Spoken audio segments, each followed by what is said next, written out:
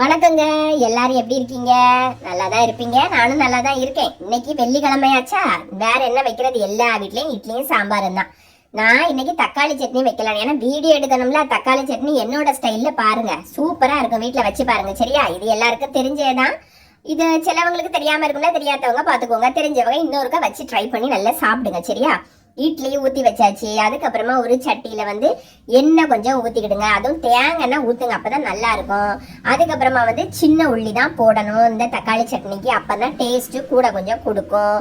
ஒரு கைப்பிடி சின்ன உள்ளி போட்டுக்கிடுங்க. அதுக்கப்புறமா வெள்ளைப்பூடு உரிச்சு அதையும் போட்டுக்கிடுங்க. அது கூடவே குட்டி குட்டியாக கட் பண்ணி வச்ச தக்காளியை எடுத்து போட்டுக்கிடுங்க. தக்காளி சட்னிக்கு தக்காளி இல்லாமலையா. அதுக்கப்புறமா காரத்துக்கு நான் ஏற்கனவே காரம் கம்மியாக தான் போடுவேன், அதனால நான் 2 வத்தல் போட்டிருக்கேன். உங்களுக்கு தேவைக்கான பத்தில் நீங்கள் போட்டுக்கோங்க, காரத்துக்கு ஏற்ற மாதிரி. சரியா? அதுக்கப்புறமா இது எல்லாத்தையும் அந்த தேங்காய் எண்ணெயில நல்லா அழகாக வதக்கணும். வதக்குறதுக்கு 2 உப்பு போட்டுக்கிடுங்க, சீக்கிரமாக வதங்கிடும்.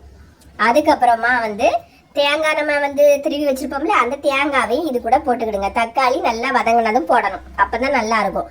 அதுக்கப்புறமா இந்த தேங்காவையும் எடுத்து போட்டு கொஞ்சம் நல்லா வதக்கிட்டு ஆற வச்சு மிக்சியில் அரைச்சி ஊற்றி கொதிக்க வச்சு தேங்காய் எண்ணெயில் கொஞ்சம் கடுகு, அதுக்கப்புறமா ஜீரகம் போட்டால் போடுங்க, இல்லைன்னா போடாதீங்க. நான் போடலை, சிலவங்க போடுவாங்க. கடுகு அப்புறம் கருவேப்பிலை, இது 2யும் தாளித்து கொட்டி இட்லியில் தொட்டு சாப்பிட வேண்டியதும்.